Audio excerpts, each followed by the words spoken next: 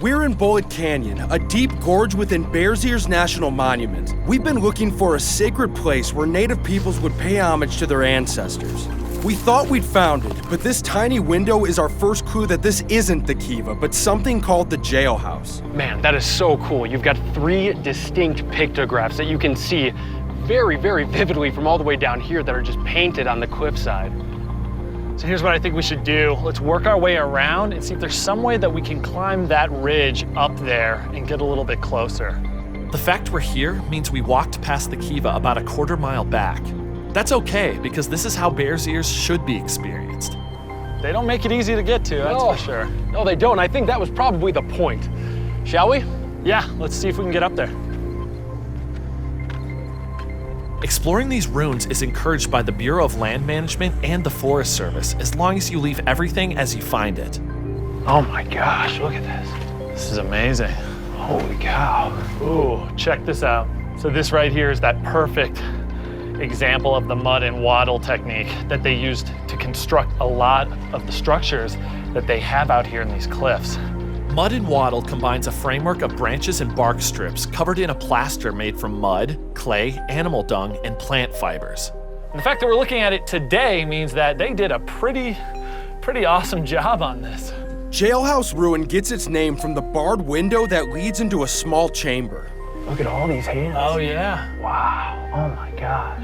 Archaeologists aren't sure what the room was used for or what the pictographs mean, but they do know that fire played a role here. Cooking most certainly took place here. Not only do we see the ceiling covered in black, most likely from a fire, but this is so cool. There are still little fragments of corn cobs from whenever this was used as a kitchen, potentially thousands of years ago, and still the corn husks are there. Oh, you can see shards too from pots. Wow. Man, oh man, this is amazing. It's one thing to go to a museum and see artifacts from places all over the world. It's another thing to be walking in the exact spot where these things took place. It's almost as if the people just picked up and left a couple days ago, because that's how intact these places are. And that's why preserving them is so important. Not just for visitors, but for the descendants of those ancient Puebloans who believe their ancestors' spirits still reside here. To us, it feels like we're walking through the past, but to them, this is still very much a part of their heritage and who they are. All right, this is pretty awesome, but I gotta tell you, I gotta find this Kiva. Yeah. The fact that we're here means we passed it. It means we passed it, but it also means that it is very, very close. Oh, that might be it. Here, come here a minute. The Kiva was a place where ancient Puebloans gathered to worship and pay homage to their ancestors. Okay, do you see way up in that alcove, there's like a stack of stones? That looks like it's man-made. That doesn't look like it's just natural.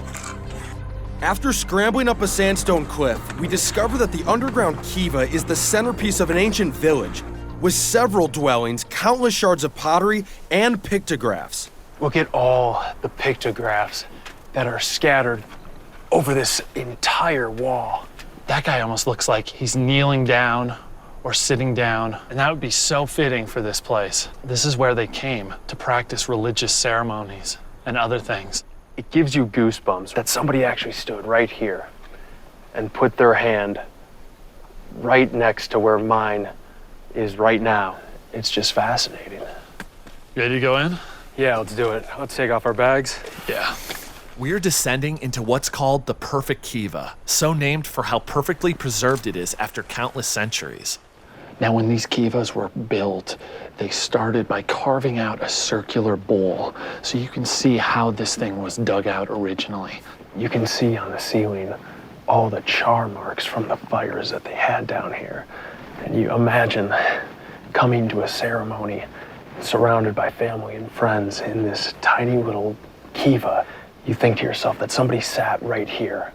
Somebody sat right where Jack's sitting. It makes everything feel so much more real. One thing that we have learned is that nature binds us all together spiritually. Even though we don't know exactly the type of ceremonies that went on down here, I'm going to take a moment to bow my head and to really reflect on all of the great things that we have to be grateful for. And one of them is places like this. I mean, our country is so unique and so special in the fact that we preserve these places, that we take pride in making sure that these are here for future generations, and that we respect all people and all cultures, especially the cultures that left their mark on this area long before we did. It's truly humbling to be in a place where so many have come before to worship and to honor the spirits of their ancestors.